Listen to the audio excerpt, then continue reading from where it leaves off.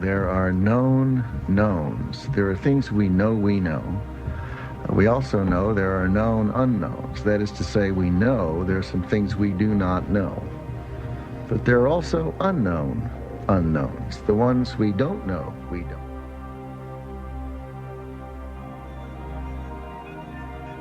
You walk into this room at your own risk, because it leads to the future. Not a future that will be, but one that might be. This is not a new world. It is simply an extension of what began in the old one. It has patterned itself after every dictator who has ever planted the ripping imprint of a boot on the pages of history since the beginning of time. It has refinements, technological advances, and a more sophisticated approach to the destruction of human freedom.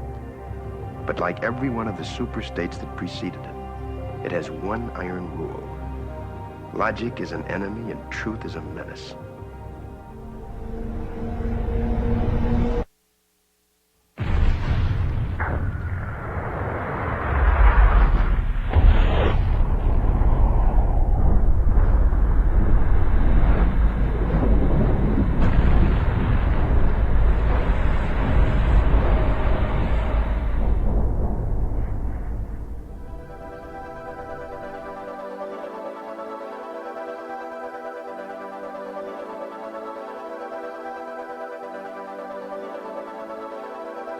Want to take a journey into the weird, the strange, and the unexplained? Then stick around. The adventure's about to begin. Welcome to In the Dark with David Kirk.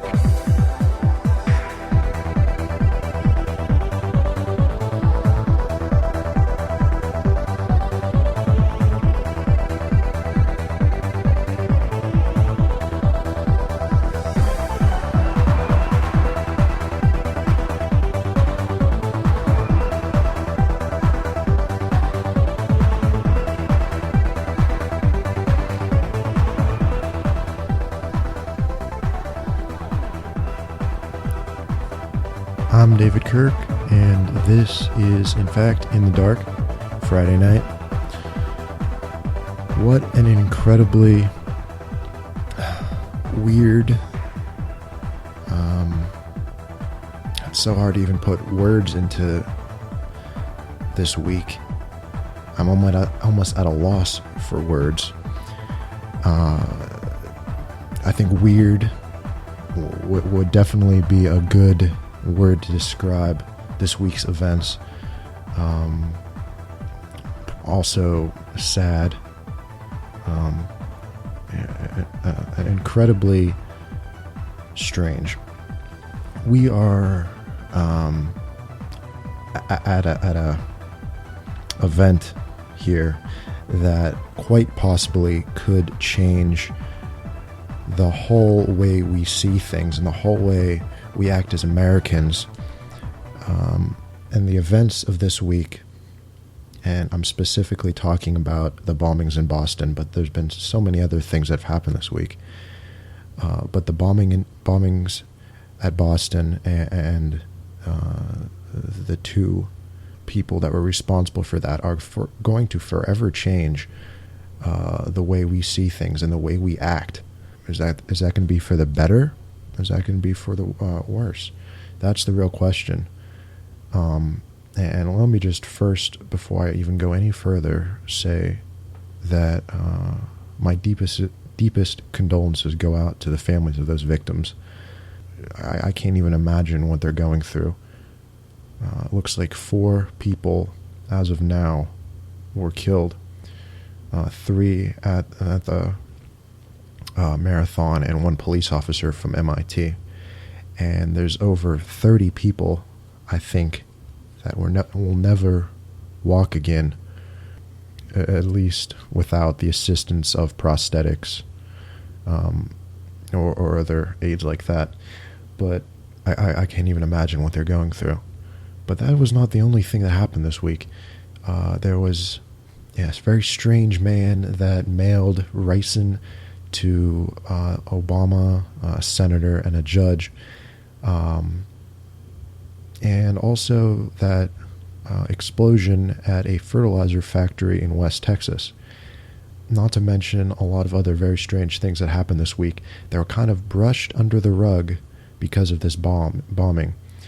One that really a lot of people didn't even know happened was the passing of a new internet security bill that was passed on the same day that the gun legislation was shot down in the Senate. A lot of people don't know that happened. But in fact, we have now lost a lot of our freedom on the internet. And it's kind of strange because there was such a backlash for the bill that was trying to be passed last year. The name escapes me. SOPA, I think it was. There was such a backlash from internet companies that it never passed. But it seems there was almost no talk about this one at all, and that I found a little disturbing.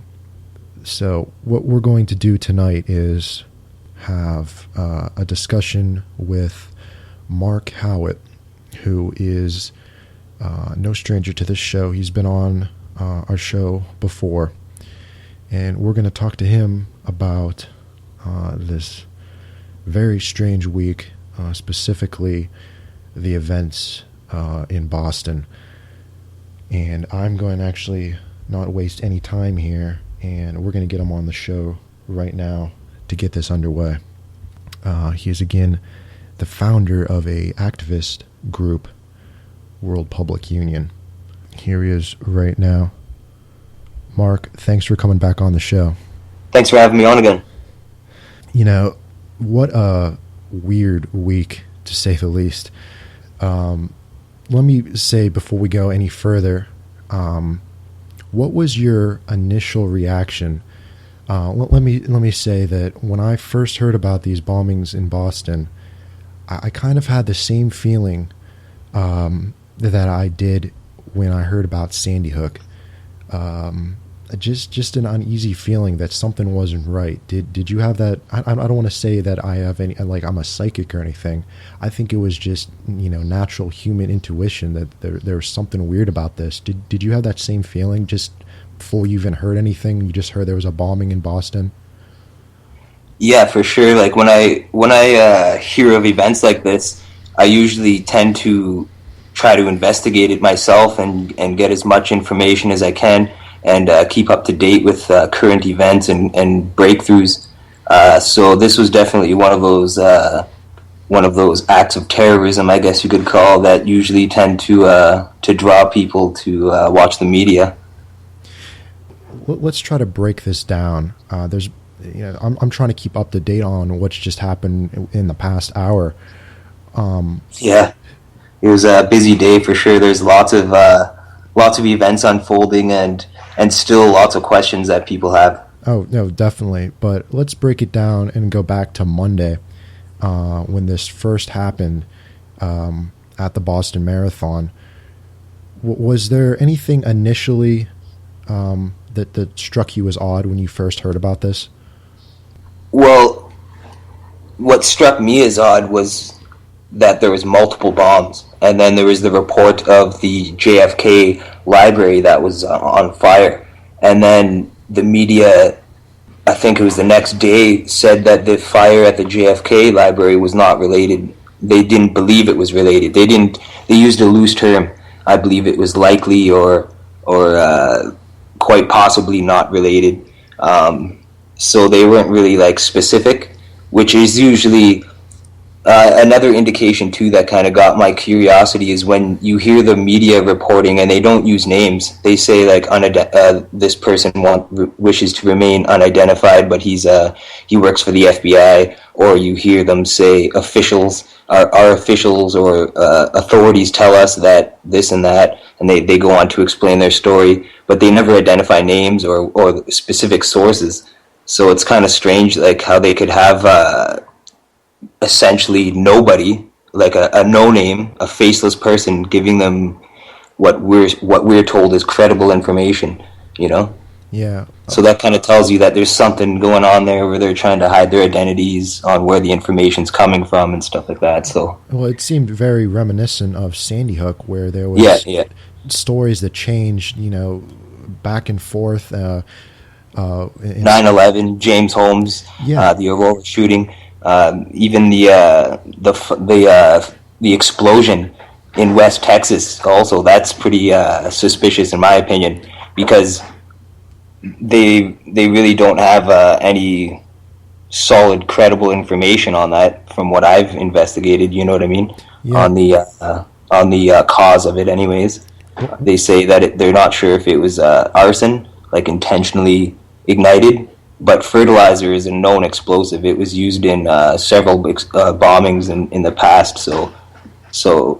And what's also curious is the company had a lawsuit with Monsanto in 2007. So that's kind of curious. Do you know how many people were killed by that explosion? I'm not sure of the numbers. I know it was around 12 or something like that. Yeah, I think the last I saw was 13. What really struck me odd in the Boston bombing, actually, and really got me looking into it really deep, was that only 3 casualties came out of the whole thing, and that's pretty odd for such a packed event with lots of people.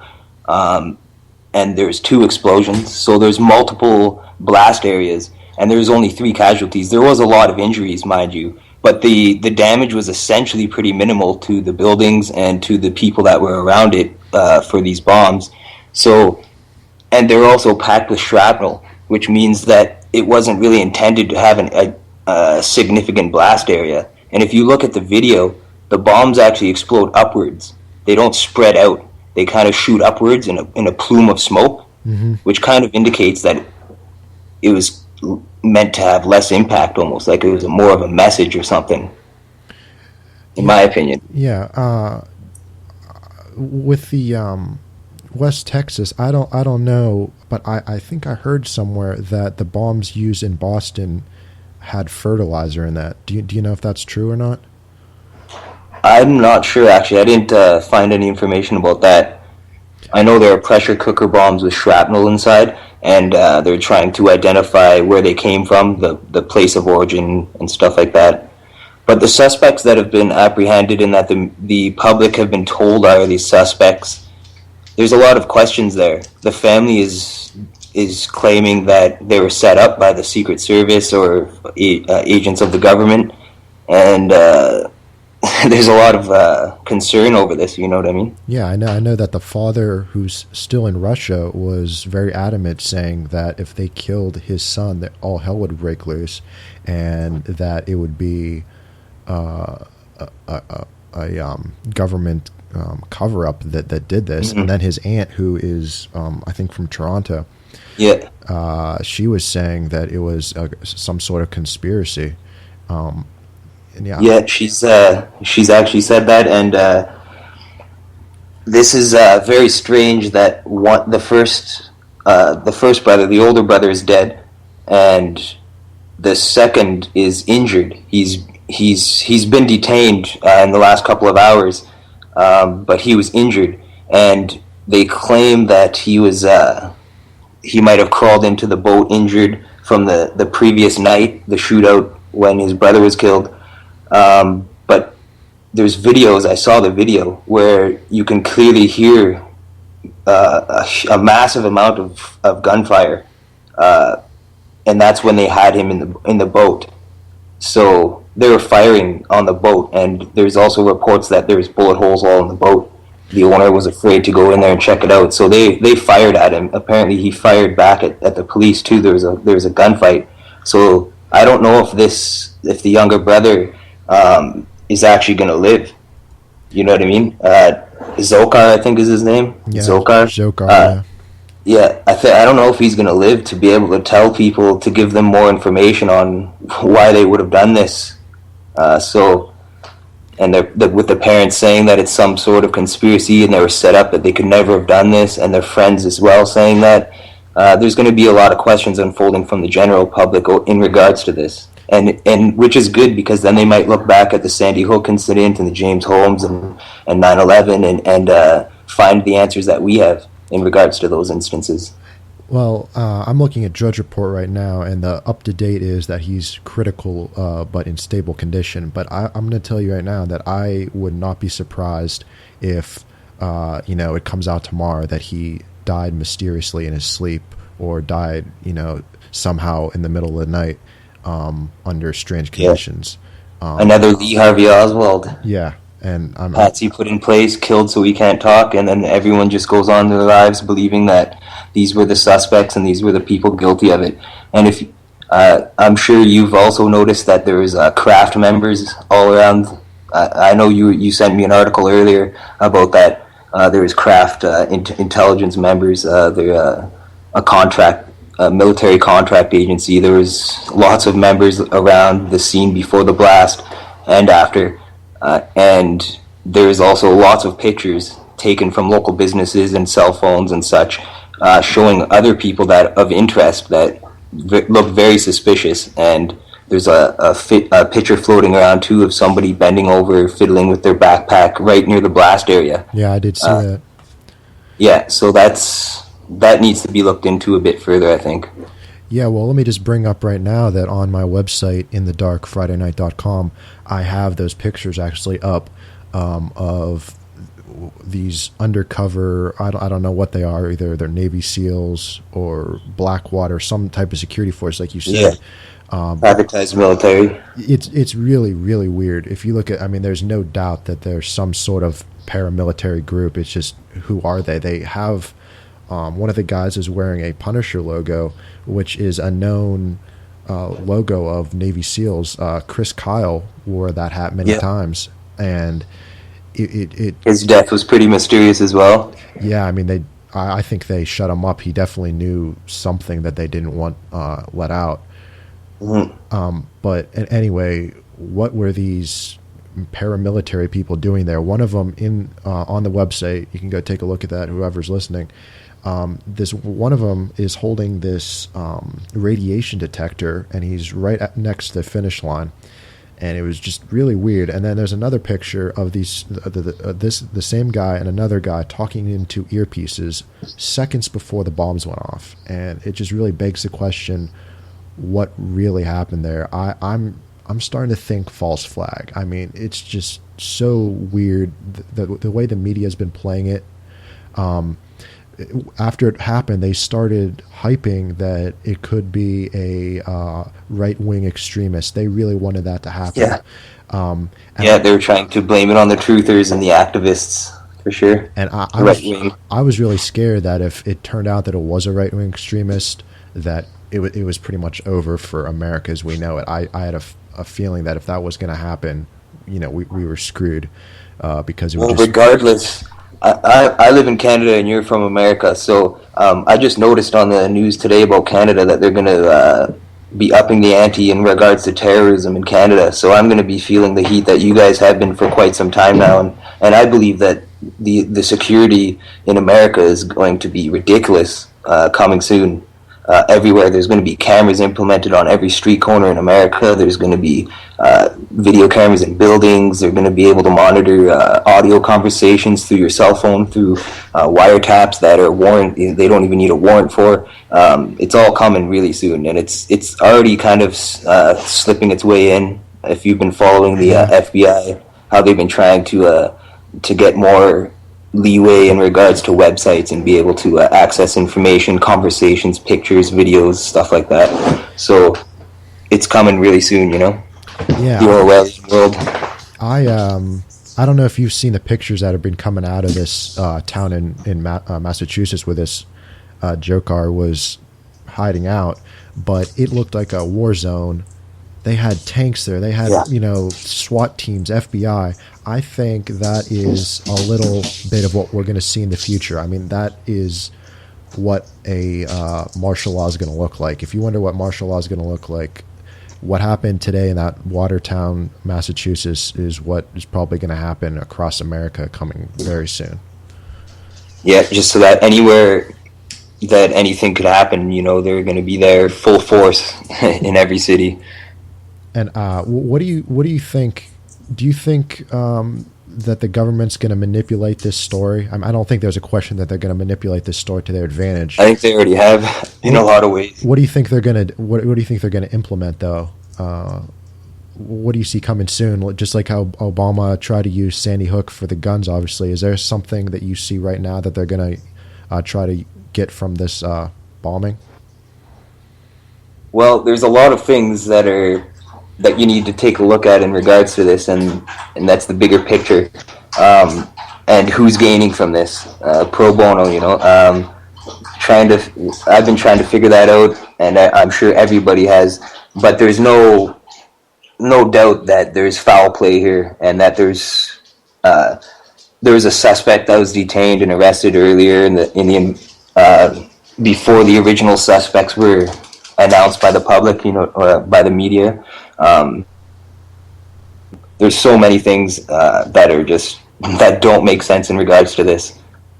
Yeah. Especially that they're things that they're not reporting on.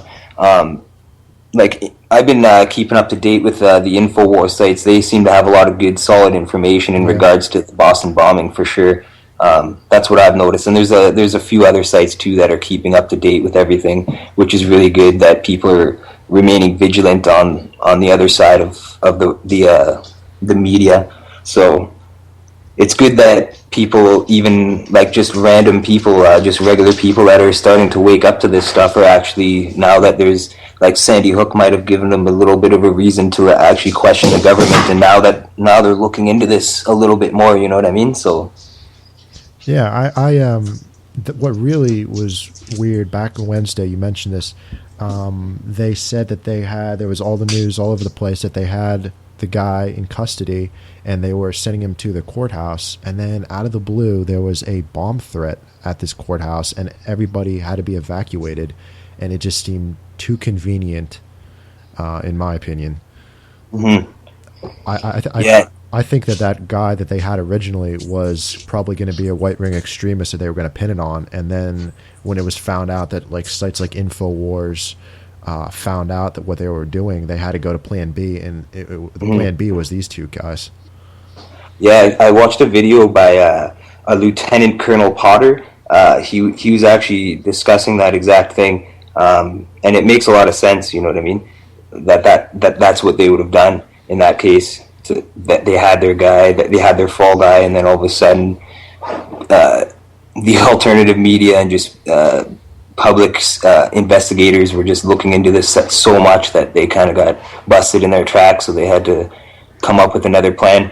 One thing that's just ridiculous is the fact that if you look at the videos that the media released of the suspects, the two brothers, I have not seen a shred of evidence showing them placing backpacks anywhere. Mm-hmm. Have you seen the video of that? No, I haven't seen the video of that, but what I have seen are pictures of other people, like those paramilitary, that have the same backpacks that was in the explosion, but I didn't see these two guys with those backpacks. Yeah, exactly. So that's something that's just not making sense to me, and that's what the family's saying too, is that there's no evidence linking them to the crime, really. And will we ever see the bodies or pictures? Like, I've seen a picture of the younger brother who got detained at the boat. I seen a picture of him being detained, but I didn't get a good facial shot, so I couldn't tell if it was him or not. So that's one thing that I'm going to keep looking for is evidence to link them to the crime, direct evidence. Apparently, they have a video. That's what they said in their reports, the FBI, that they have a video showing them dropping their backpacks, and then another video later on where they don't have a backpack. But the pictures I seen later on, you can't tell if they have a backpack on because there's people in front of them blocking the view if they did have a backpack. Maybe I haven't seen all the photos, but the ones I have seen, there's no direct link of visual evidence connecting them to the crime. Yeah, maybe that'll come out sooner, but from what I've seen so far, I can't really say that these guys did it. To tell you here on Drudge Report, third link down, there's actually a picture of the older brother. It's pretty graphic, but it's a picture of his corpse, and it's all bloody and everything. But they did actually release a picture of him. But I'm sure you heard about that. Well, I think I emailed you about that, about the Saudi who they originally detained, and then was Sunil. Yeah, I wasn't sure of his name, but I know that he was originally a person of interest, and then all of a sudden they were saying, oh no, he didn't do anything, he's not a person of interest, forget about him. And then the government apologized to him, offered to pay for his health care, and then what was really weird is Obama had an impromptu conversation with a high-ranking Saudi, and now this guy's going to be deported back to Saudi Arabia. So we can't leave out what this guy did. I mean, who knows what his involvement what was in this whole thing. Exactly. And there's another thing that we need to look at, and that is the fact that early reports were stating that there was other bombs that were undetonated that were found. Yeah. I heard that. So that means that these two brothers only being seen with one backpack each on the videos that we were shown, and not having a direct visual link showing them dropping the backpacks and leaving the scene. So the fact that there's multiple bags, multiple explosions, a fire at the JFK library, which, by the way, I was told contains the sealed JFK documents, which are crucial in the case. So there's all this happening and indicating that there was a team, that there was more than just these two brothers involved. And if the two brothers were involved at all, then they were just patsies, in my opinion. Yeah, well, in that Boston, the JFK library, they originally said that there was a bomb there, and then they said, oh, it was a controlled explosion, and then they said it was an electrical fire. So they couldn't even get their stories right. There was like 3 different stories, and then they were just like, oh, forget about it. Nothing happened at the JFK library. And something happened there, and I think, like you said, that maybe they used this bombing as an excuse to get rid of some evidence in the Kennedy case. But did you? I'd like to know if there was any damages to any of the documents in there. Did you hear about this other controlled explosion that happened today? It was like kind of quietly announced at one of the press conferences, and it was one time. It was mentioned like once, and then there was nothing else about it. And they said we're going to have a controlled explosion somewhere in Watertown. And a drill. Yeah, and it was never mentioned one of the houses. Yeah. So who knows what that was all about. Let me.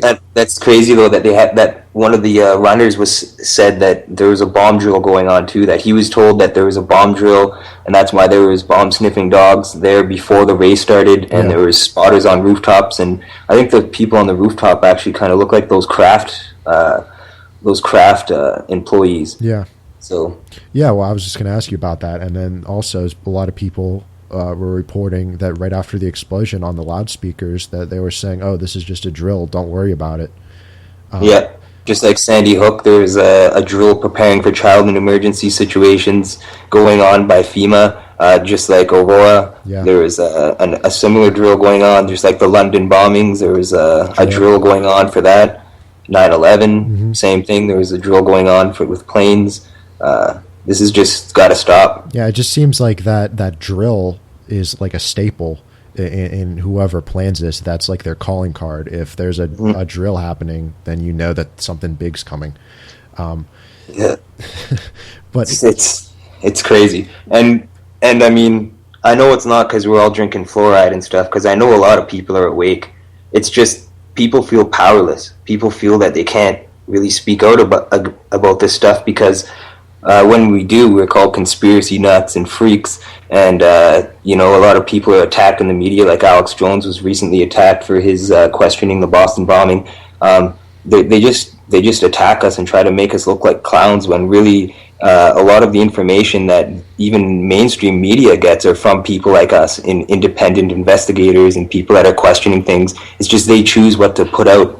And they filter it out so badly. It's like smoking a cigarette. It's got such a huge filter in it. You're not getting anything real. You know what I mean? You're just getting all what they want you to get. That's why you got to go to like the internet and alternative media now. I mean, don't even bother with television networks and their likes, because you're not going to get anything but propaganda from them.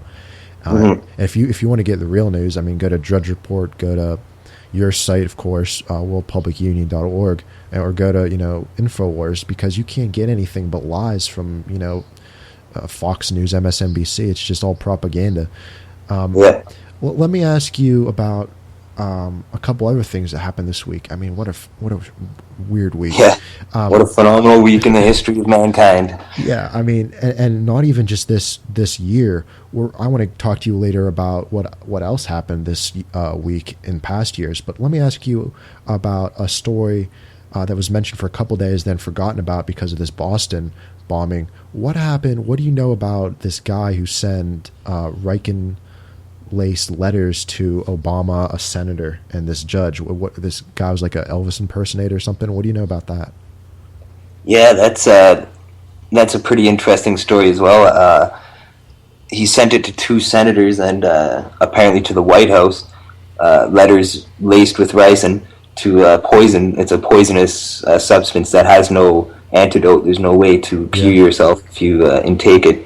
You can take it by inhaling, I guess, or absorbing it, or ingesting it. But that's, we're starting to see more and more people defiant against the government, because people are just, excuse my language, people are just tired of getting screwed. Yeah. And that's what I think that was. I think he was just tired of getting pummeled and seeing what he's been seeing in the news. Like, he just got sick of it, and he just decided to do something stupid about it. Yeah. Well, he decided to take the non-political way to address his problems. So. Well, did you hear about what he supposedly uncovered? He was an Elvis impersonator, and he had one of his shows at like this nursing home, and he said that it was some like sort of organ farm, and they were just stealing these old people's organs and stuff, and he was trying to uncover it, and he said that the government was out to get him, and he was trying to call his senators, and they just told him to shut up and stop talking about it. And I think that's what really set him off, is because he thinks he found out about this like illegal organ farming. I don't know if there's any truth to that. I never heard that, actually. That's news to me. I guess that kind of supports what I just said, though. Yeah. I guess he was fed up with his government and he wanted to do that. But that's definitely crazy, because I was just reading actually on how they're doing GM organs and stuff. So that's I'm gonna have to look into that a bit. That's pretty interesting for sure. Let's talk a little bit about what happened in West Texas. There was a fertilizer plant that exploded. We talked a little about that before, but do you know if there was anything right near Waco, Texas? Yeah, too. Yeah, but do you know if there was anything around there that could have conveniently been destroyed, or do you know if anything unusual happened there, or is just like a fluke? Well, it was a massive explosion. It destroyed a school, and apparently a whole street is gone. That's what one neighbor, or one person who lives in the area, was reported to saying, that one of the streets nearby was completely eradicated from the explosion. And I'm sure a lot of people have seen the video online of the actual explosion. That was no small-scale bomb. Yeah, it looked like a nuclear explosion or something. Mm-hmm. Yeah, that was definitely a massive explosion. And because it was at a fertilizer plant, I still haven't actually looked into the reasons that we've been given why it was started, but I did hear, I heard an early report, that's when I first heard about it and looked into it, that they thought it might have been arson, that they were looking into it. So that would make sense, like somebody lighting a fire at a fertilizer plant to explode the fertilizer. It makes sense to, if you wanted to make a massive explosion, to do that. So that right there seems like it needs to be looked at as a possible act of terrorism, essentially sending a message and killing people, so. Yeah, well, I wouldn't be surprised to find out if somebody would have to know that fertilizer reacts like that, so. Yeah, well, I heard that place wasn't even inspected since 1985, so it just goes to show, like, the backwards nature of our government. They don't, inspect a fertilizer plant that is pretty much a bomb plant. I mean, and then, they're bothering us about our health care and, our other rights when they're not checking a freaking bomb plant. I mean, yeah, it just goes to show. But it's backwards, Yeah, but let me just say that I wouldn't be surprised if we learn later that there was something around that fertilizer plant that that was conveniently destroyed, like maybe some. Well, there was that Monsanto case, maybe they were threatening to bring it back or something. I heard it didn't go through, but it was filed in 2007, and Monsanto, I'm sure you know of them. I'm sure people that are listening know who they are. They're definitely tyrants, and I could see them doing something like this if they're wanting to get rid of a company that threatens them. Wouldn't surprise me. I would, like if Monsanto was threatened, they would do something like that. Let's go back in time, actually, and this isn't just a strange week this year. Past years, there was Columbine, I think, Waco, Oklahoma City. I'm sure there's more that I'm forgetting right now, but those are the big three that I'm thinking of right now. There's definitely something weird about this week that the powers that be plan all their big events during this week in the year. Do you know why they do that? Is there something special about this week? Yeah, it has to do something with Baal, the god Baal, essentially child sacrifice or human sacrifice in actuality, any human. I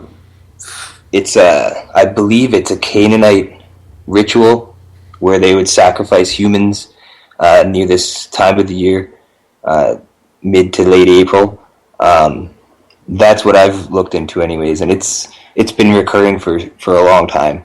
It's just been known that this is a darker time. It's change, essentially. It's like the changing of seasons as well. I think that the occultists have an interest in that because nature is powerful, you know what I mean? The changing of the seasons, it gives us life, so they tend to manipulate and understand these energies and stuff like that. So I believe that the occultists are definitely provoke this type of energy during this time of year, as we can see of all these events happening around the same time of year. So yeah, I mean, there's something about this week. It's just weird. But what do you know about the new SOPA law? It's not SOPA, but it's the new version that was passed like under the rug. Nobody really heard about it. It was kind of quietly mentioned on a couple news reports. But supposedly, the day that gun legislation didn't pass in the Senate, a new type version of SOPA did pass, and now, is that like internet? Yeah. Is that in relation to the internet? Yeah, supposedly. Privacy? Yeah, remember last year when that was SOPA? I think it was called SOPA. That all the like Google and Amazon and everybody were saying don't support it, and it was going to infringe on our rights in the internet. Well, supposedly a new. Actually, I wasn't really on the internet like last year, but I have been receiving emails from people in regards to that, and Aaron Swartz and stuff like that. Yeah, well, supposedly it passed, a new version passed this week, like on Monday. And it wouldn't surprise me if this Boston bombing was kind of like a diversion to this new SOPA bill, because Obama did say that he wasn't going to pass it, but he said he wasn't going to, sign other laws like, I can't think offhand, but I mean, he's a known liar, so I'm sure that if it reaches his desk, it has to pass the House. It passed the Senate, now it has to pass the House. And if it passes the House, and I'm sure he's going to sign it because he loves taking our rights away. Yeah, he doesn't care. He just cares about the future of profits and stability of government for future generations of Americans. And that's what any government cares about. Once you have a government in place in a country where the people are no longer free human beings, the government's put in place, you're now under control, and you have to abide by the law. You're assigned a number, aka birth certificate, and you have to follow their rules. And unfortunately, people like Barack Obama, Barry Soetoro, people like that, they essentially don't care about who they're ruling over. They have no empathy, so they sign bills like the Monsanto Act, where it ensures that future generations of Americans, and essentially anybody they export GMO foods to, which includes me up in Canada, we have to consume all that, and we're going to get sick from it if we do. So it's brutal. It's a human experiment that's been going on for quite some time. Yeah. They want to test the long-term effects of these new inventions and creations like GMOs and the chemicals that they put in food, preservatives and such. They want to test it on the public for prolonged periods of time to see the long-term results and effects on the human body. And they don't have that with new technologies. New technologies cannot stand the test of time. So essentially they're just forced on the public, and we're eating it and we're consuming it, and that's why there's such a high cancer epidemic rate and new diseases sparking up all the time. So yeah, that's why, potato chips are cheap, but if you want to get something healthy to eat, it's super expensive, because they know that it's the poor people that are going to buy that. It's the same thing with cigarettes and all the other stuff. I was going to talk about Korea. I know you wrote an article on your website about that, and it's been brushed aside because of what happened in Boston, but I don't think we've heard the last of Potbelly guy over there, Kim Jong-un. Yeah. What do you what's your take on that whole situation that happened there? Well, I see it as essentially the starting of something big, mainly because North Korea wants to prove themselves as a nuclear state. Other countries have that ability to do so, such as United States, Israel, Russia. So you have countries that have are a nuclear state, and they have these programs in place. And North Korea wants the same level of respect in that aspect. However, he is threatening to use nuclear weapons on America and turn Washington to flames, and he is using a lot of rhetoric, as they call it.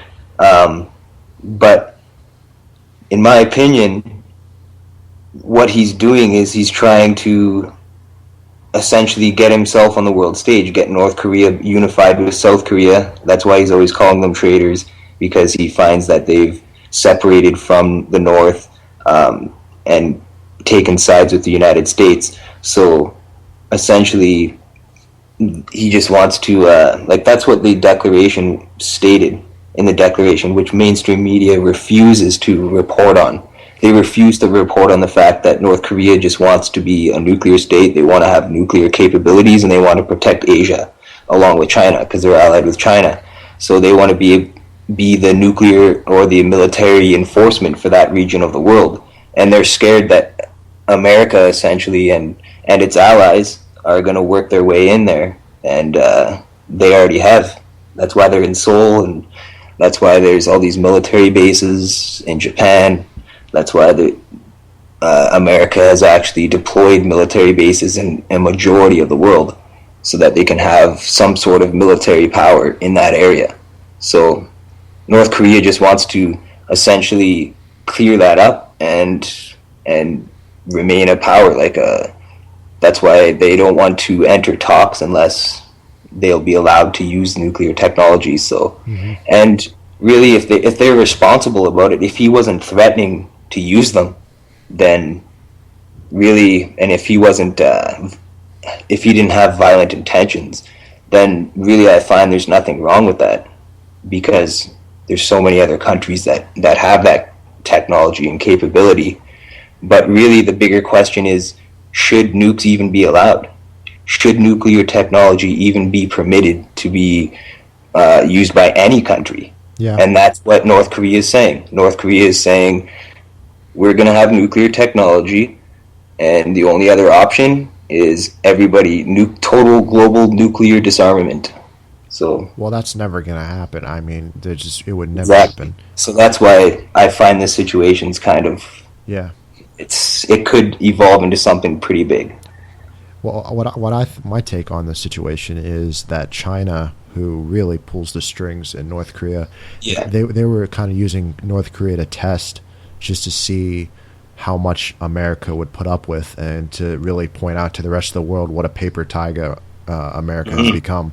Because if that were to occur, I believe that Russia would actually merge with China, because Russia and U.S., they have decent relations, but if you've seen in the news lately, China and Russia are developing stronger relationships in all matters of that word.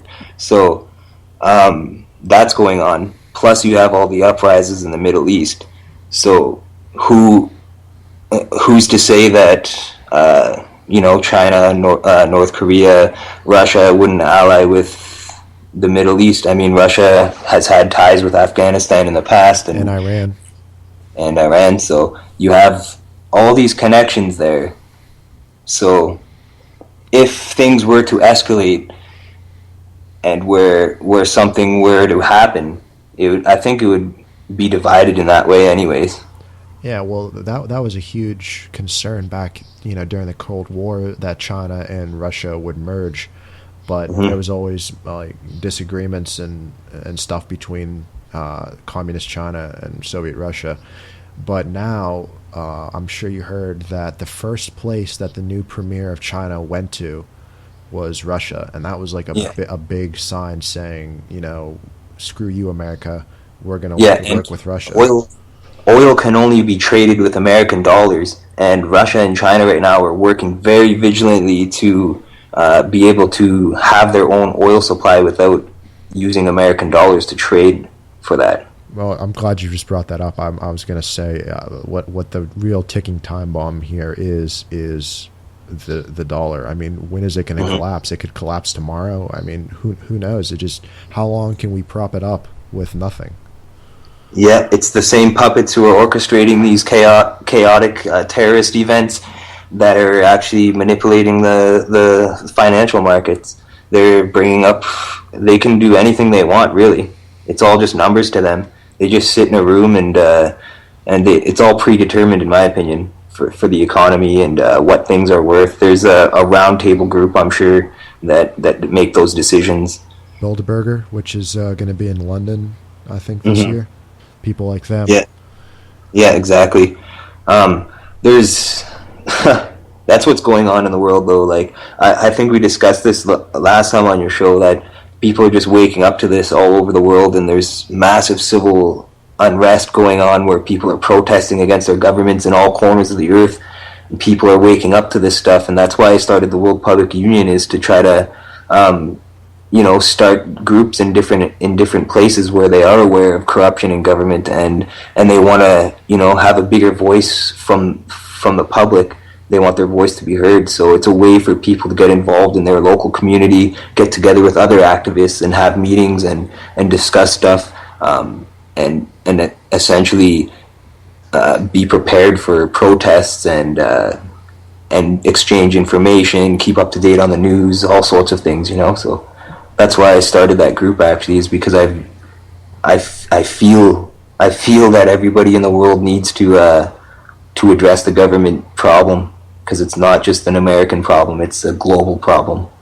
Definitely. Let me ask you, do you think that the events in Boston and the other events this week, do you think that accelerated what's coming, which is going to be a global economic collapse? Do you think that's coming sooner than we kind of suspect it is?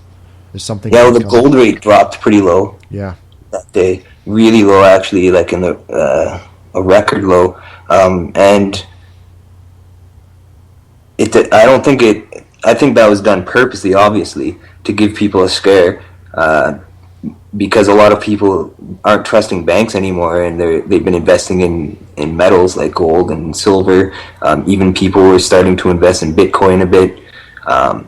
So there's all these alternatives as opposed to money, which people are actually starting to get more and more involved with. But the price of gold kept increasing for quite some time, and that was well in advance of any of this. The globalists knew that this was going to happen, so that's why they were buying up all the gold and stuff like that. So, but really, like they control the market, so they can do whatever they want, really. If they want to crash the economy, they're going to do that, and they will. They have done it before. So I don't know if you looked into Cyprus there, but the president, as well as tons of other companies, there's documents released showing that they all cleared their bank accounts before the banks collapsed. So that's proof right there that the governments know when this is about to happen. The banks know, like the heavy bankers, the chairmans and stuff, and all the major companies and industry that need to keep the resources of the economy flowing for the country. Essentially, they all pulled money from their bank accounts before the crash happened. Yeah. And then the public had to pay. They were cut from their funds, their savings, and that right there can happen anywhere in the world. Canadian Prime Minister Stephen Harper just signed a bill into place that will protect major banks, but nowhere in that document does it say that he's going to protect the public from this sort of thing. It just says that this bail-in, it's called a bail-in, was there to protect major banks from collapsing, like in Cyprus. So they're planning on this even in Canada. So it's coming, I think. So Yeah, well, in Cyprus, a lot of people here were asking, could that happen in America? And, the media said, that would never happen. It's impossible. But almost, I think it was a day after that was first announced, Bank of America had a weird issue where all of their accounts mysteriously went to zero across, all of their accounts in the United States. And Alex Jones mentioned this, and he knows somebody who knows the inner workings of banking, and he said that would be impossible to happen. If somebody hacked into Bank of America, all of the accounts couldn't be shut off because they're split into different servers, so nothing like that could ever happen. If one server went down, it wouldn't affect the other servers. And he said that they're testing their system to whenever an economic collapse happens, that they can take all the money out. yeah, they do it too. Yeah, It's happened. It happened in Cyprus. It's going to happen again. It's going to happen. it's going to happen in America, I think, very soon. Money is really just a piece of paper. It's printed out in giant sheets in a printing factory, just like our books are printed and our posters and business cards. It's printed in the same, not the same kind of factory, but essentially on the same machines. And it's just giant sheets of paper that are printed out with pictures on it and numbers, and people have made that their lives.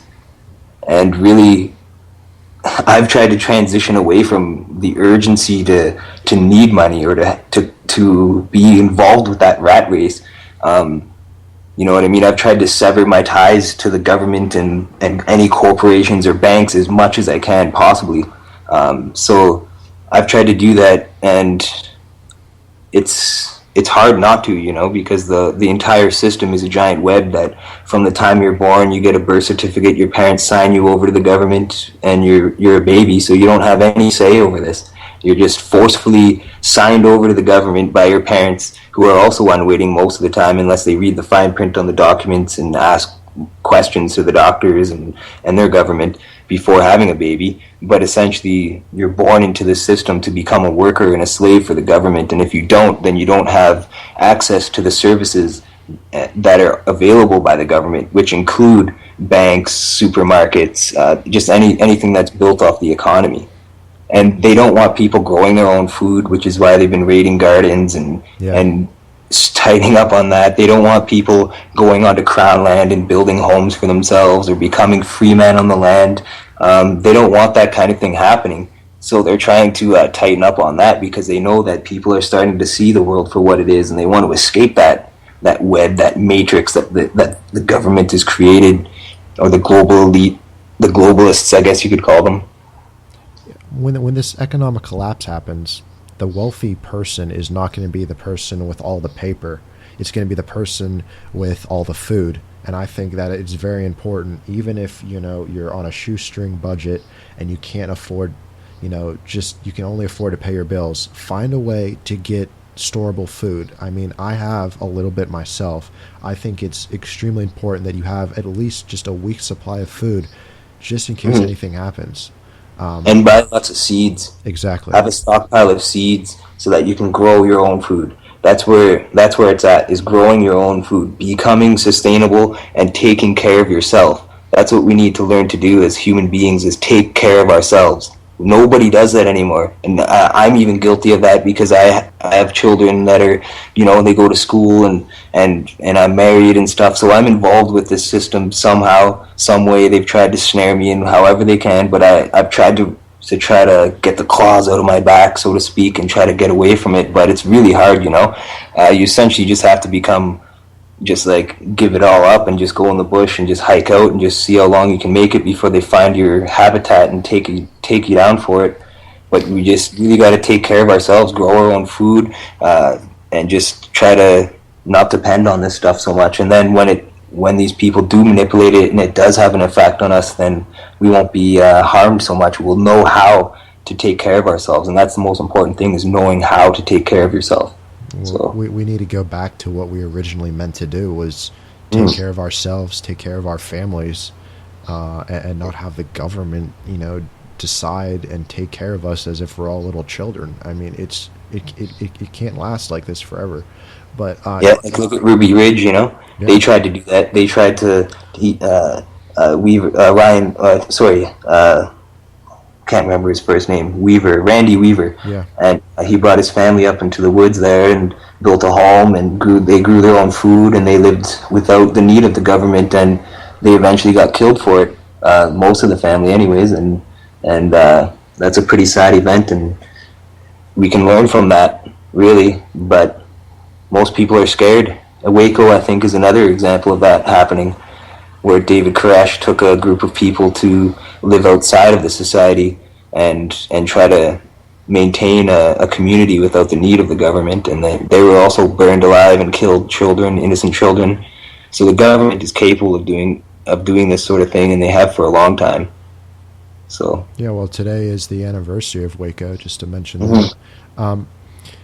Well, you brought up, this is kind of an interesting story, that, did you hear about that guy who was living by himself in the Maine wilderness for like 27 years? No.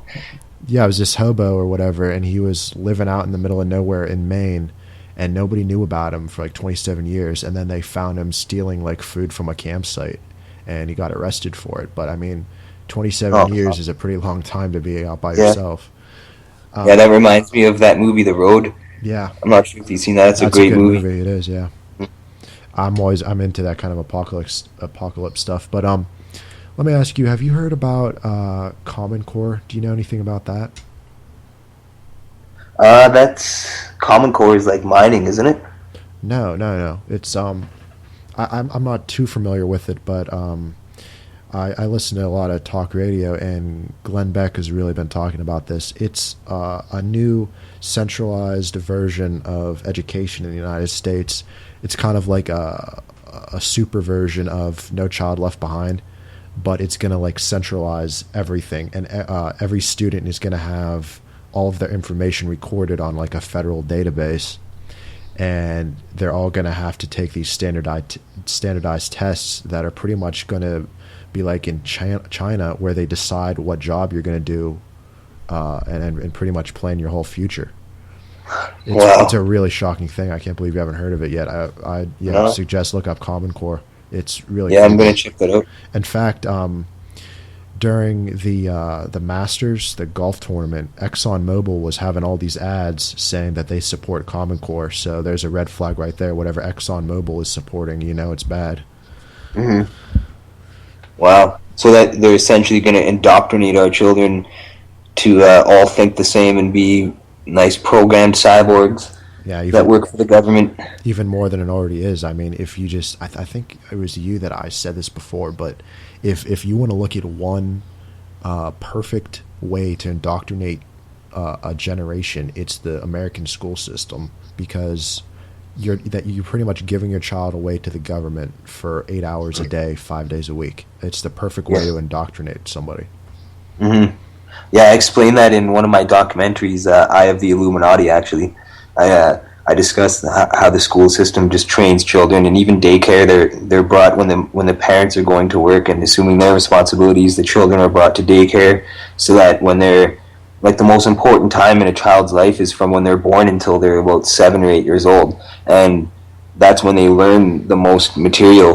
They learn from the world that they live in, and they learn from the people that they meet and the people they talk to and the things that they do. So when they're being brought to a daycare at a very young age, usually at like 2 years old, sometimes 3 years old, that's when they're developing their brain and they're learning that they're away from their parents, 8 in the morning, and then they go to daycare all day, and then they see their mom at 4 or 5 again, or their dad, and then school, same thing. They have to wake up in the morning, so it's just all a cycle that's meant to get them trained to adapt to the world that they've created for us. And work too is the same thing. You wake up in the morning, you got to go to work. It's the death cycle, I guess you could say. Well, did you hear Obama wants to now make it law that you're going to have your 4 and 5 year olds go to public school? It's in America, it's standard that a kid begins their education in public school at 6. That's like when kindergarten starts. But Obama wants it to be like 4 years old. I mean, it's still a baby then. I mean, yeah. And 6 years old is too old. They want to indoctrinate them as soon as they can, it seems.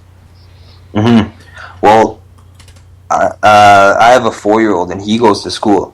It's called JK. It's junior kindergarten, and then after that it's senior kindergarten, and then it's grade 1. So it's like they've created these mini grades, I guess you could say. Is that mandatory in Canada? I mean, if I pulled my kids out of school and I homeschooled them, I don't think that the government would be knocking at my door saying you can't do that. I think like the only downfall to essentially taking care of yourself in this situation is you wouldn't be able to go to university or college because you need prerequisites to be accepted to those establishments. So that's the one downfall about being homeschooled, is if you homeschool your kids, you don't have access to this, and essentially you don't have access to better paying jobs because you don't have the piece of paper that hangs on the wall. Yeah. And you won't have the pieces of paper in your wallet afterwards. So yeah, well, did you hear that also Obama is trying to end homeschooling in the United States too?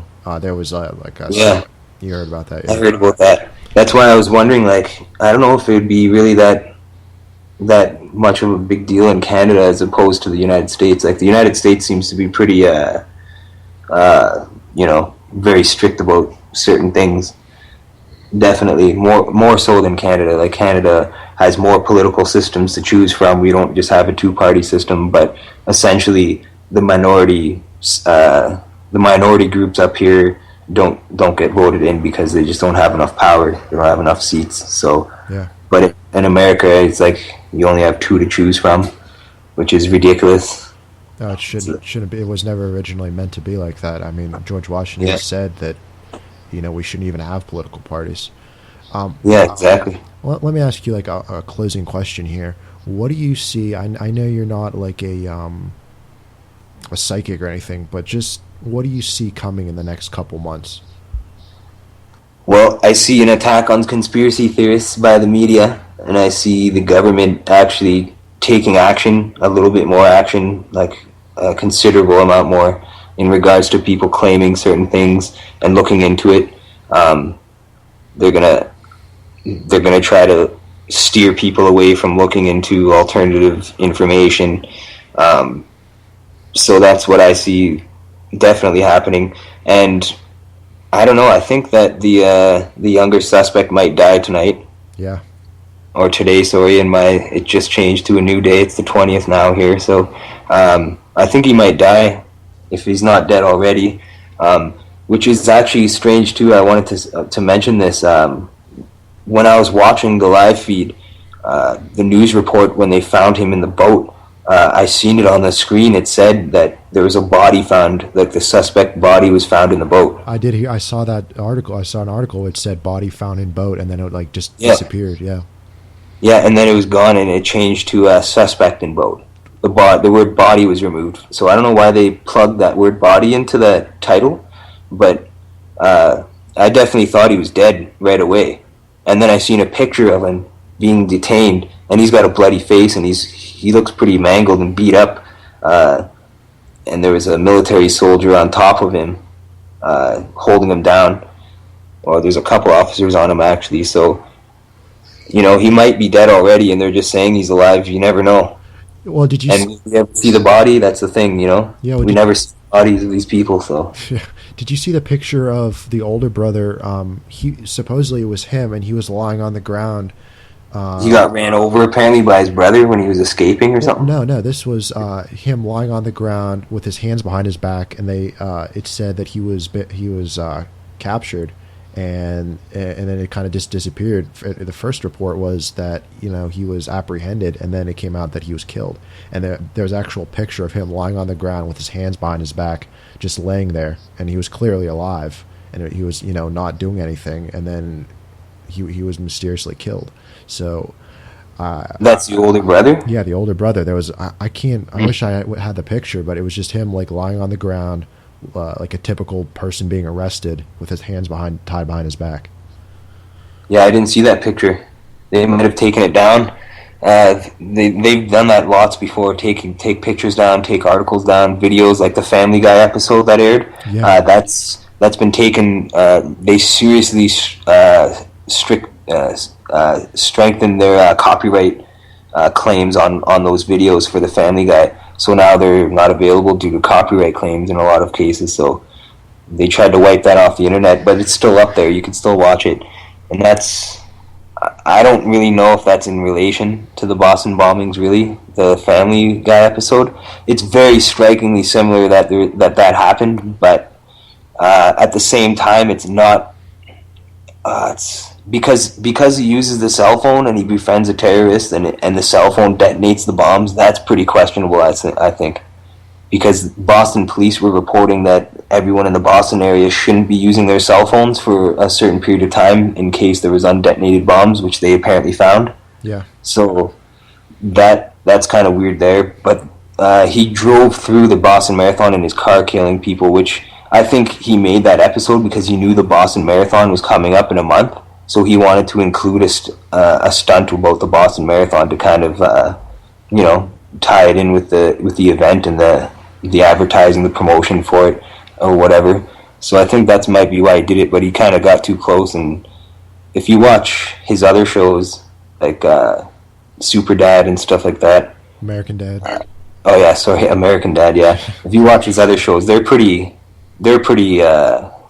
touchy on this kind of thing too. They always make references to 9/11 and terrorists and stuff like that. So yeah, well, I don't know if you noticed the guy who was interviewing Peter Griffin in there was Bob Costas, and he's like a big globalist. He had those comments about guns when an NFL. He's doing the voice for the terrorist, you mean? No, it was the scene where the guy asked Peter Griffin how he won the Boston Marathon.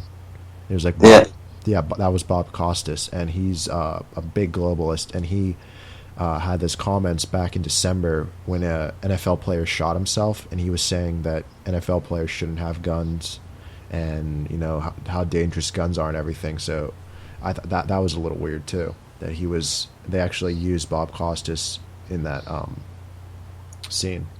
Yeah, like there's a lot of similarities, and I can understand why it's been pulled off, but I don't know if Seth really had that intention to. I don't think he had the advanced knowledge of that happening, anyways. Put it that way. Like maybe he thought that something could happen at Boston Marathon, like a terrorist attack, because he was worried. Maybe all the North Korea hype got him wondering about it. So maybe that's why he included it in there. Yeah, I mean, I don't know how much you should put into stuff like that, though. Especially, they did the same thing with Sandy Hook about Batman, and I don't know, how much you should actually put into stuff like that.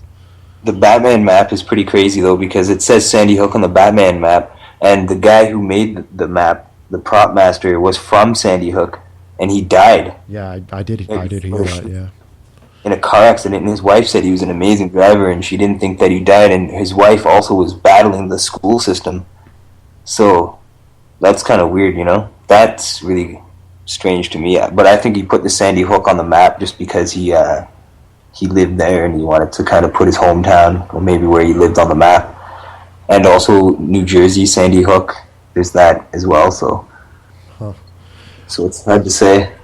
Well, but it's a rabbit hole, you know what I mean? When you jump into the rabbit hole, you can't get out. It's just you're just gonna keep seeing all these things. But the thing is, there is patterns, and there is a lot of truth to what people are actually coming up with and explaining.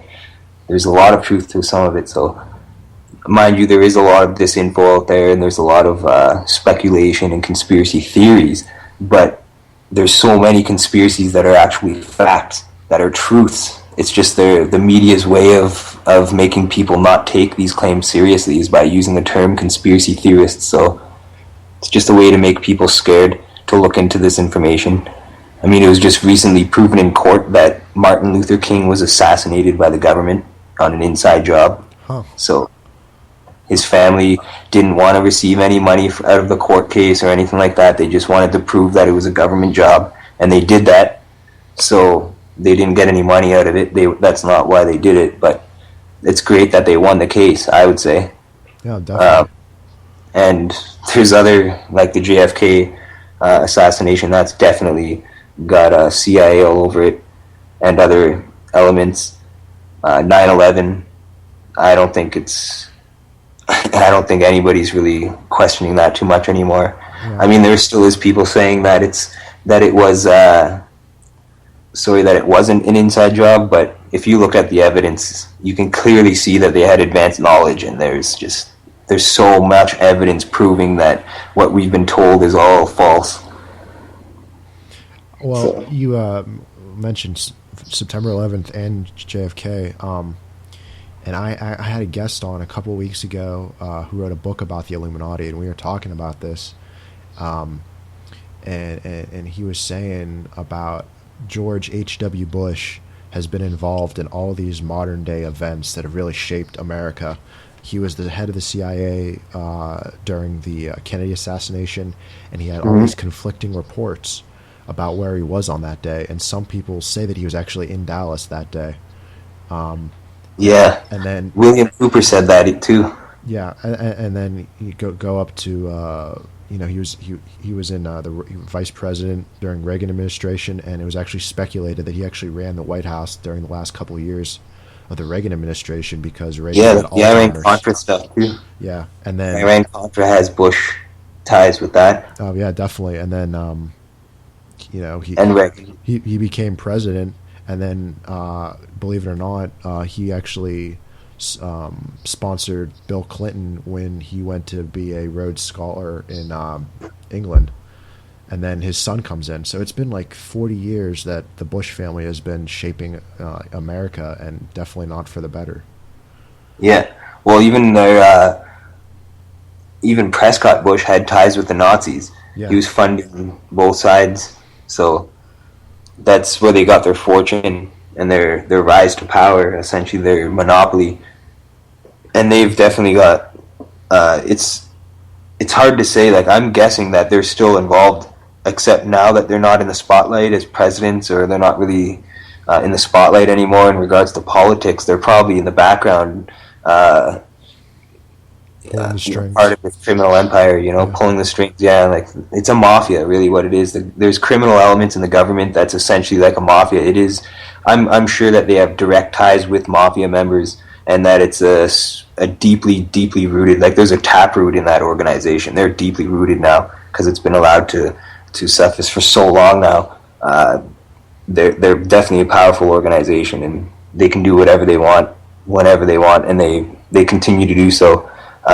Just like in Syria, the president, Assad, claims that the United States, I'm guessing it would be the CIA, have been funding Al-Qaeda in the Syrian rebel war over there, giving them weapons and training them to essentially try to overthrow the Assad government that's in place right now. And then you have Venezuela's newly elected president, Maduro, who's the prodigy of Chavez. He's claiming that the United States is responsible for the uproar that's happening over there in regards to the elections, where several people were killed as a result of civil unrest due to the results of the election. So, you know what I mean? There's definitely some expansion going on. There's a criminal empire that's going on, and they're trying to dominate the entire planet. They're colluding, and they're using the United Nations, I think, to pull a lot of strings as well. Yeah, I think when it really comes down that they're going to use the United Nations against the United States. I can't remember this lady's name, but she does like conspiracy stuff on YouTube, and she in her town, she saw these Russian troops driving DHS trucks. So they already have foreign troops in here. Wasn't that in Colorado? No, it was in. It might have been in Colorado, but it was also in Kentucky too. Oh yeah. Yeah, so I think that it's just become so bad on so many levels that something big needs to happen. And I'm not an anarchist, but it's just so bad now that we need to have a revolution or something like that to just completely wipe the slate clean and start over with how it should be. You know, it's so hard to do that now though, because it's so deeply rooted, and people just can't see a world without it being the way it is now, with a financial system in place and levels of class and division, starving people and people that have food, middle class, low class, high class. Yeah. It's just they can't see a world without that, I think, and that's a problem. Well, I don't think we're ever going to be able to advance as a species if we don't, get rid of this, because they have been holding humans, not just Americans, not just Canadians, but the whole human species back so much. It's just not even believable. I have no doubt if we were allowed to be a free thinking society and really allowed to push ourselves to the limit, we would be on the moon, we'd be on Mars, and they don't want that because they can't. I know it sounds far fetched, but we have the technology, and the reason they don't want us to go to other planets and really push ourselves to our limit is because they wouldn't be able to control us, and they wouldn't be able to, have this control they have if we were, on different planets and exploring the universe like we're supposed to be doing. I mean, we haven't, and this is a really pet peeve of mine that ticks me off. I mean, we haven't been to the moon since 1972, and my iPhone has more computing power than that Apollo probe. Yeah. So I'm sure they've been there, and I'm sure they have like even bases on the moon and on Mars. But it's stuff only like for that. them. It's not for everybody. Yeah, it's just very, very top secret, classified information. These programs, and I'm sure a few countries, like the United Nations, the countries that are involved in that round table group, are essentially involved in that. And I don't know, it's like what we were discussing earlier. I think the solution to the problem is we need to get public power back into play. I mean, I feel violated knowing that a government controls me and rules over top of my thoughts and my actions. Like, I can't do what I want. I can't truly do what I want, because I know that if I were to take my family and chop down a few trees and build a house out of it and shelter my family and grow a garden and eat food and stuff like that, and eat healthy food that's not chemically produced, that they would eventually say, hey, you're on my land, get off. And what would I do then, I'd have to get back into society and try to find a job.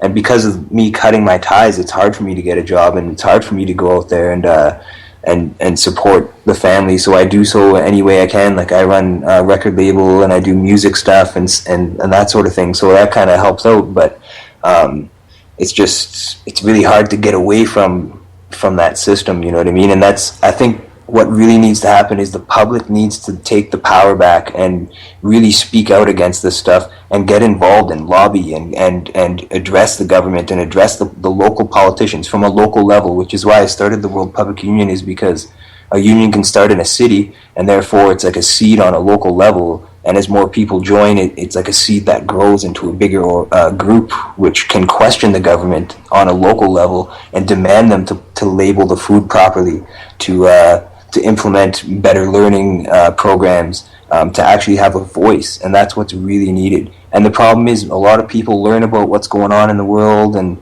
they learn about all this corruption, and they're really against it, and it really makes them sick to their stomach, just like me and you, but they don't do anything about it, you know what I mean? Yeah. They don't know how to become involved and become active. They might not have the ability to make videos and documentaries or start radio shows and discuss these issues and be the news for the people. But everybody needs to realize that they are the controller of their own world and their own decisions. And when everybody realizes that they do have that power and they take that power back, then the government will be forced to change and listen to the people and make decisions for the people, which isn't being done right now at all on any level, in my opinion. I could have said it better myself. I mean, if there's anybody listening right now who isn't already part of the World Public Union, just go over and check out the site. It's worldpublicunion.org. I mean, just go check it out. You did a really great job on your site, by the way.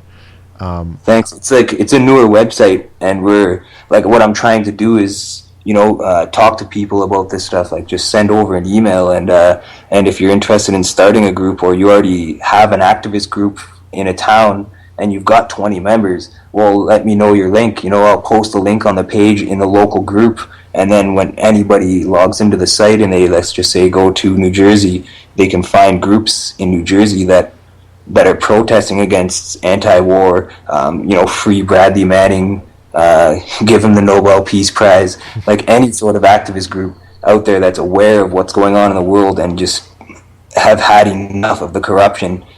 They've got to do something about it. You can't, once you see the train coming, you can't just stand there on the railroad tracks. You gotta get out of the way, you gotta react, you gotta do something.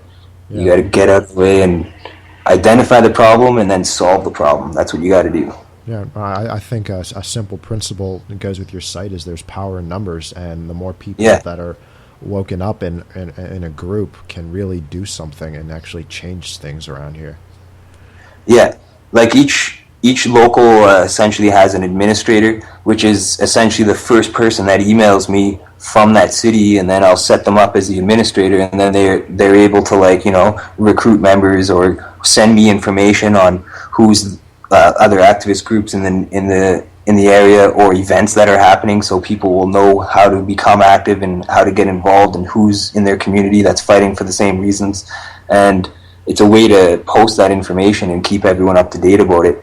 And I think that if all activist groups got together, rather than having walls up, like there's so many people out there that oppose Alex Jones and InfoWars, saying that he's a shill and saying this and that. Like, you can question, motives of people, or you can question their personalities and stuff, but really you have to pay attention to the message. You can't always attack the messenger. The message sometimes is very important. Like, it is important most of the time, like people's messages, and that's the most important thing.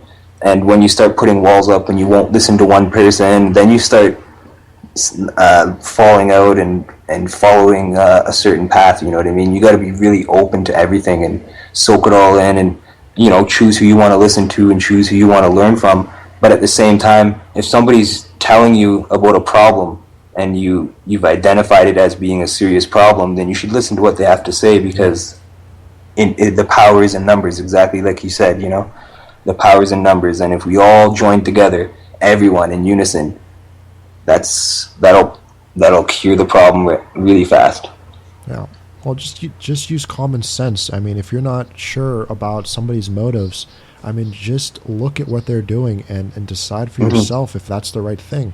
And when you look at Obama and when you look at, people in the government, you just have that feeling. And I know I'm not the only one, That it Yeah. just thinks there's something bad about them, and they're not doing something right. But when you go to sites like InfoWars and World Public Union, that's a good cause, and people should support that. Yeah, like it's good to find information that's trying to get you the most honest information, that's not being withheld from the media first off, and that's not being withheld from the government. So, like the GMO Monsanto Protection Act, I can't believe Obama signed that, because that makes Monsanto essentially invincible. They can't be brought down in the legal system. They can't be charged for any health effects that their food products have on people. And there's scientific evidence out there showing that people are getting sick from eating these foods. They're not living as long anymore, and they're getting sick and all. And there's so much evidence out there. It's like Barry Soetoro. Why don't you go on the internet and watch, The World According to Monsanto? Watch that documentary and tell me what you think of it. If you're listening right now, I hope you are somewhere in the White House. Watch that video and comment to the public about what you think about it. I'd like to hear your thoughts, Yeah. Like that. Why don't these politicians ever watch important videos like that? If they do, then they obviously ignore it, because the science is there, the evidence is there that people are getting sick and diseases from eating foods that are related to Monsanto, and he signs an act protecting them, and he got bashed for it, but it wasn't enough, because the act is there, it's signed, and it's good to go, So he should be held in contempt for a criminal act for signing that, in my opinion. Among other Knowing things. the evidence. Like, watch the documentary and tell me that he shouldn't be held for crimes against humanity. Yeah. And the drone strikes in Pakistan and all the other places that he's assigned and he's okayed, he needs to be thrown in prison for life with no parole. Same with Bush. Yeah, same with Clinton, same with the whole lot. But I still can't. I wouldn't want to see them assassinated. I would want to see them in a prison with a public camera feed on them at all times, so we know that they're in prison and eating prison food, so that we know that they're actually being served justice, because, I don't trust the media. They could say that they've done justice, public justice for these people, but really we know they're in Hawaii, sipping martinis on the beach. Give them the justice that they probably wouldn't give us. But yeah. Let me ask you, if people want to contact you about something they heard about this Boston bombing, or just have questions about your site, how can they reach you? Just go to the website worldpublicunion.org, and there's an email on there, worldpublicunion@yahoo.com. Just send me a message. I'm always wanting to hear from people, and just if you send me a news story that you think is really important, and I'll definitely post it online if I think it's important. I try to keep it up to date as much as possible, and really that the World Public Union is whatever people feed into it. There is no leader in the group. I'm just the founder of the group, and I'm the webmaster, so I update the website. But essentially, it's a public union. It's meant to be fed by the public and maintained by the public in all parts of the world. It's not just isolated to one country. It's not a group that's just for one thing. It's a group for everything, for all countries. It's a world public union. It's the union of the world's public factor, and I think that if we all got together and addressed all problems rather than isolating one single problem, we could definitely tackle this in greater numbers. And it's free to join. It doesn't cost anything. All it is a bit of your time. Just send news articles so they can get posted to the sites, and keep there's all sorts of local web pages made, like the union pages for every time a new union is started for a new city, a new web page goes up for that city, and then events can be posted on there, links relating to other activist groups in the area, important news headlines, stuff like that, and a member list and a contact for somebody that you can get in touch with locally, and the webmaster, which is my email, so that if you got any information on a local level or anything, I can post it online and try to get the word out to people. So So it's the intent is there. It's already set up. I made the website. I designed it ready for people that want to do something about this. You just get in touch. We could all work together and try to do something on a public level and on a peaceful level, which is really needed. I think. I think violence would just escalate things to something that nobody wants to see, and really defeats the purpose. I think we could really do this more intellectually. We could really change the system and the way we're living more intellectually rather than through finances.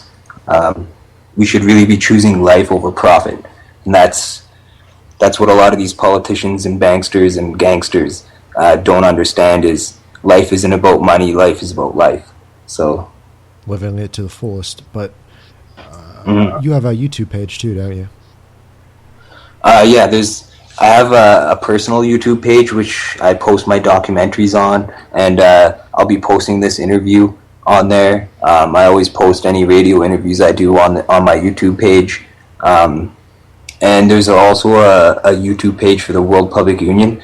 That doesn't have as many videos. I'm going to be updating it more frequently in the coming weeks. I'm working on a new documentary actually called New World Order Domino Effect. And it's going to be a shorter movie as compared to my other ones, but I'm trying to sum up as much information as I can and put it into one video so that it's one source to find out a variety of information and problems that we have, and it's going to discuss the World Public Union at the end and let people know what being active is all about. A lot of people say that people are sleeping, they're not awake. Well, once you are awake, what's the next step? You get out of bed, you rise up. So after you're done your sleep and after you've woken up, you got to rise up. That's the next step. You can't just learn about this stuff and just sit there with the knowledge in your head. You got to rise up. You got to do something about it. Yeah. So that's what I'm trying to do with this video and with the World Public Union. So looking forward to that. Hey, Mark, thanks a lot for coming on. It was a great interview. I really enjoyed it. Yeah, it's always great to talk to you about these things, for sure. Well, worldpublicunion.org. Thanks for coming on again, Mark. Yeah, thanks for having me, David. That was Mark Howitt of the World Public Union, worldpublicunion.org. And you can reach him by going there, and it's just amazing what's really happening. And if you really wake up and smell the roses, it's amazing what's really going on here. And it's people like Mark that are slowly waking up people to what's really going on. And I really thank him for that. And we really do need more people like that. And, if you're lost and you feel like you know what's going on, but there's really, no one else, and you feel like you're alone and you really can't do anything, I think, his site is one of the best places to go and try to talk to people who have similar ideas about what's going on. And that, again, is worldpublicunion.org. Make sure you check out my site, too. It's inthedarkfridaynight.com. You can email me at inthedark2126@gmail.com. If you're a person who would like to be interviewed on the show, you can also email me at inthedark2126@gmail.com or fill out the form on the website. I want to thank Mark again for coming on, and that is the show for tonight. I'm David Kirk, and this has been In the Dark Friday Night.